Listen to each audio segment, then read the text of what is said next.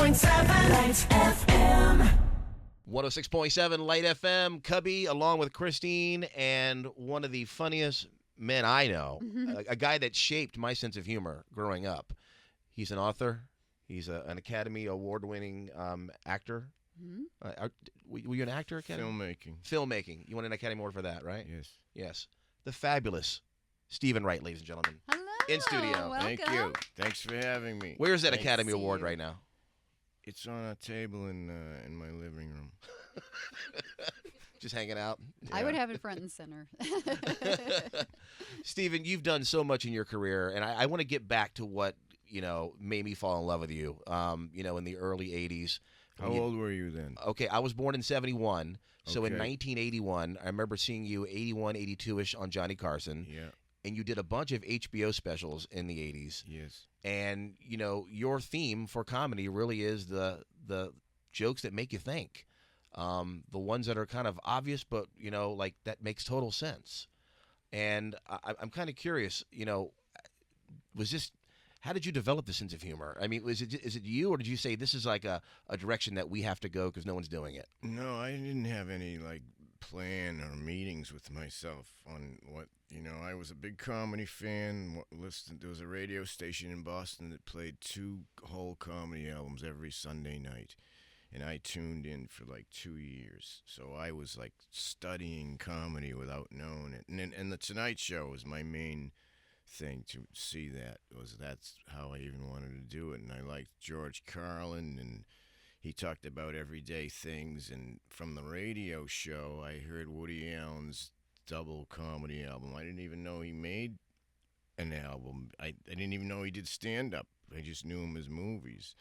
So when I went to open mic night, and when 2 weeks later I was going to go back and go try to perform, I wrote stuff during that 2 weeks, and it came out like what you're saying, and it was about everyday stuff, like George Carlin talks about everyday boring stuff, but my mind twisted it different. And then the structure of a joke was from Woody Allen, and then you add your own mind in it. It just happened. It wasn't I didn't even think I'll do it like George Carlin. I'll write it like Woody Allen. It just, your mind is like a soup, and it has all this stuff. It just came out. But your comedy was that. something that wasn't being done the way you did it at that time, and I feel like you were a trendsetter for a lot of people. For example, it's a small world, but I wouldn't want to paint it.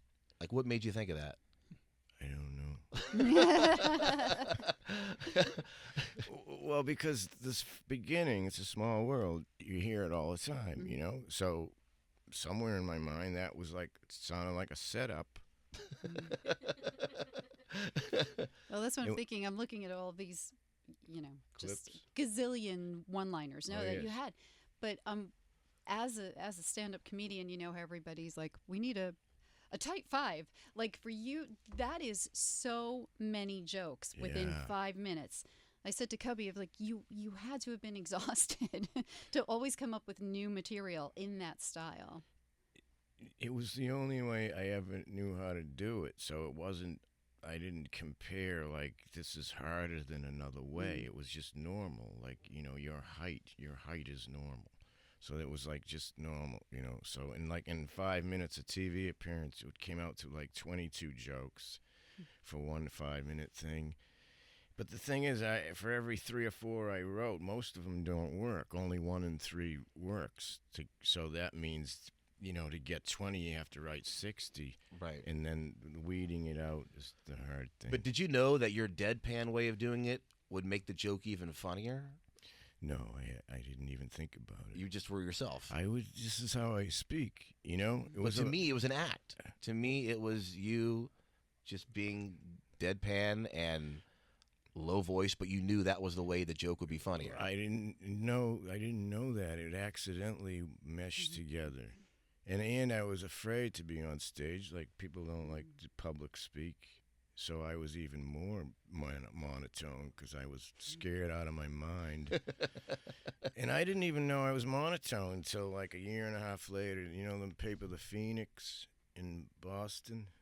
What would be the New York version of that? The Boston Herald? What? Yeah, the Village Voice. So this guy wrote this article. Oh, this comedian one-liner deadpan, and I thought deadpan, deadpan. But you're deadpan. Yeah, I am, but no one had ever said. I'm 23 years old. That word had never been said to me. And I went, oh, okay, I guess so. That's how unaware I'm telling you. Right. So it was just authentic, just came from you. But getting up there and being afraid of public speaking, being a comedian is so raw, different from acting. I feel like where at least you have a character, right? You feel protected. So you're going up there on stage and it's scary in the beginning. How did it feel like for audiences? Were they accepting? And if there was a night that they weren't, how did that hit you? I wanted to do it so bad, so I forced myself to go on. It's something I didn't want to be in front of people. I still don't think it's abnormal. It's like, but I made myself do it. And the audience, some they laughed at some of it, and they didn't laugh at other things. So they weren't thrown by how I was doing it. It was what I was actually saying. But to answer your question, it's horrifying when you're standing there saying jokes and 500 people are blankly looking at you. Then you have to act like you're not fazed, and you continue on. So that magnifies being public speaking. Public speaking, and it's not going good. It's like, oh my God, everything's heightened. The positive is heightened, and the negative. Are you still doing stand-up? Yeah, I did it like a month ago in New Jersey. You were going to go to the show, remember? In New Jersey. What was that play? That audience was unbelievable. The Bergen. That's right. What town was it? In Englewood. Bergen County? Englewood. I'm so sorry I had to miss it. Englewood. I'm sorry. That was a freak audience of amazingness. Aw. That happens once every year. I wish I had been there for that. Yeah. And tell us about this book, Harold. Out now, and you have a book signing tonight, actually. Yeah, at the Strand in New York. Colin Quinn's going to talk to me about the book. Brilliant comedian, Colin Quinn. I'm happy that he's going to do this. I'm very You sound excited grateful about it. to him. I am thrilled. No, I am. See, that's the thing. There's like a wire missing connecting But to that's my... what makes you funny. That's why I love you so much. There's like... It's something is not connected where I can... My enthusiasm doesn't connect. So You don't want to be here, do you? we wouldn't know the difference. Where did Don't you tell get us. that? You want to get the hell out of here? Where are you concluding that? We're here to promote you. It's like, so if you won tickets, you know how we're always giving away tickets, and we're hoping the winner's going to be excited because that makes for great radio if the person's like, oh my God, and they're freaking out. So if you might not be one of our best winners. You'd be the winner we'd be yelling at. won Like, a they contest. didn't want these Taylor Swift tickets. How would Stephen Wright win Taylor Swift tickets? Ready? You're caller 20. You're going to Taylor Swift. That's amazing. I can't wait to go. Great. Okay, so we can't use that, Cubby. Exactly. So, but tell me about Harold. This book is amazing. Thank you. Well, I wrote a short story years ago for Rolling Stone magazine. It was about how the beach was invented. It was a fairy tale, and every few years I would read it because I liked it. And then about 7 years ago, I read it again, and I thought, I should write something else. So then I just started this, and I don't know where Harold came from. It was about a little boy in 3rd grade. He's 7 years old. And it just kept getting longer and longer, and then I thought, let me just see how long I can make it. And I get to put a lot in my mind in his head of life that I could not say in stand-up. It's not joke through a little window. So I used Harold's head as like a funnel, and I poured into his head what I think about being alive. All these different religion and war and just everything. I mean, a 7-year-old would never really be thinking this, but I don't care. Maybe you were. 7. Do you remember one of your jokes about writing a book? Because I have one in front of me that I love. Oh, yeah. I'm writing a book. I have the page numbers done. Now I just have to fill out the rest. I just have to fill in the rest. Yeah, fill in the rest. Yes. There's another one. Do you have another one? There's one about I've written several children's books, but not on purpose. Not on purpose. Why am I saying it? He's right here. Yeah. But some things you don't remember because last time you were here, I said, "Yo, man, it's August." And that was referring to a line from the movie Half Baked where you were the guy on the couch. That's because I didn't write that. Right. You didn't remember that one. All the jokes I remember. Every single one. Yeah. But it's funny how you get noticed a lot. Like if I saw you walking down the street, I'd be like, "Holy crap, that's Stephen Wright from the 80s and 90s and all the HBO specials." But some people think, "Oh, that's the guy from the couch on Half Baked." Yes. Is it funny to get that? Yeah, different generations. People who know me from Half Baked don't even know I'm a stand-up comedian. Right. And then there's another generation from Reservoir Dogs. This, the guy on the radio, K. Billy. K, who's that? K. Billy. That was his character. Oh, that's Reservoir right. Dogs. That's right. So you're the guy on the couch. No. To you. Yes, I am, yes. Even though you had a name. You state that all these years, right? All right, so what else is going on here? So we got the book. Anything else you want to hit? And we can edit all we want because we're taping. No, I really... Can we write some new jokes? What's that? Let's write new jokes right now.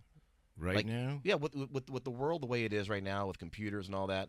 I'm sure you got some great AI no, jokes. No, Stephen Wright AI. Yeah, you have Stephen Wright AI jokes? I don't have one yet. We don't want to do that. We don't want to bring in AI. No, we don't. For comedy. That's pretty scary, I think. It is scary, isn't it? It is scary because it could... I don't know. What am I don't know anything. Well, for radio people, we're scared as hell, They could have a computer doing this. Yeah, they could just put in what you've already said. How many years have you had the show? Yeah, we've been on the radio for... Our show's been on 4 years, but we've been doing radio for 20, 30 years. Well, congratulations. And plus, they could take all the tapes and feed it in and make a whole new thing. Yeah. And you could be in Hawaii. Right. But, if they paid us, that would be okay. Oh, yeah. Yes. But otherwise, that's just between us. Don't tell anybody. Right. That and the music being created, too. Have you heard, where they're taking artists, and taking their voice and creating songs, and it, actually sounds good, which is scary. What do you think of that? I'm scared. I don't want any of this. I don't, for art, creativity, for our heart, for our soul, no. Yeah, there's something missing. The soul of it is missing. It's like there's something wrong with it, I think. Yeah. Hopefully it won't get traction. It already is, but still scary. I stayed up one night playing poker with tarot cards. Tarot cards. I got a full house and 4 people died. My delivery was terrible, but we can edit that. That's one of my favorite jokes. Thank you. I love that one, too. Yeah. What made you think of that? I have no idea. God, that's why I love you. You don't remember what made you think of it. Well, if you want to analyze it, tarot cards is the thing, and then playing regular cards, you can get a full house? Full house. So you get a full tarot house. cards is like future, death, life, so then it's all mixed together, and then it's combining 2 concepts. But I don't sit down and I need to combine 2 concepts. It's just my mind went tarot cards. Oh, the guy played poker and everyone died. And then, boom.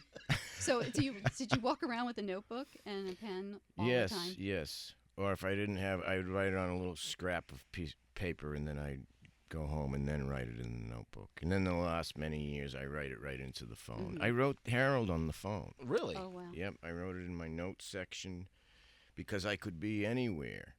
I could never sit in a room and. So we don't have to buy the book. You can forward everybody your notes. So what's your phone number? Well, you don't get the pretty That's artwork. hilarious. Could you imagine if people just texted you and you texted them back? Here's the book. Here you go. Save a few bucks. What are the first 3 numbers of your cell phone? 310. 310. All right, we'll figure out the rest. Have you moved to LA? Does that mean you live in LA? I lived there. I moved out of there 22 years ago, but I have the same number. Hang on to the phone. So all right. Are you? So I even thought when he that will says throw that, you off. See, Right, you're thinking, right. oh, California. Right. Oh, Now we can't stalk you. We can't find you. Well, Stephen, you're the best. Go check him out tonight. Again, it's going to be at the Strand Bookstore, and the book is Harold. Yes. And it's amazing. Thank you so much. And Thanks any for more having me. stand-up in the future? We talked about the one you did. Anything coming up I soon? don't have another one planned right now, but can I ask you a question? Yeah, I'm nervous. Why are you called Cubby? Well, are you a sports fan? Yes. There was a football coach named Paul Bear Bryant, Oh, yeah. Alabama. My real name is Paul Bryant. So for a minute, when I first got my internship in radio, I was 16, and they called me Bear for like a minute, and then because of Paul Bear Bryant, and then a coworker went, "Well, you're on the radio at age 16. You're a baby. You're a cubby." And that's how I got my nickname. Oh, fantastic. So there you go. That's great. Yeah. I was wondering why that happened. Now your day will be fine, right? You'll go. Yes. Yes. 'Cause you were going to worry about that all day, weren't you? Yes. Yes. You made But everything. I'm glad you said my name right, because I get Cabby and I get Chubby a lot too. Oh. And God rest his soul, Colby Bryant. But when he was alive, I got Colby Bryant a lot. I used to call car services and be like, Cubby Bryant, and they'd be like, Colby Bryant, oh shit, oh, yeah. That's hilarious. We'll pick you up. And And then they show find out up. it's the radio guy. Got to edit out the all Fine. shit. We love you, man. I know. Thanks for having me. Thank Aw, you very so much. for Thank coming you. in. Thank you. 106.7 Lights FM.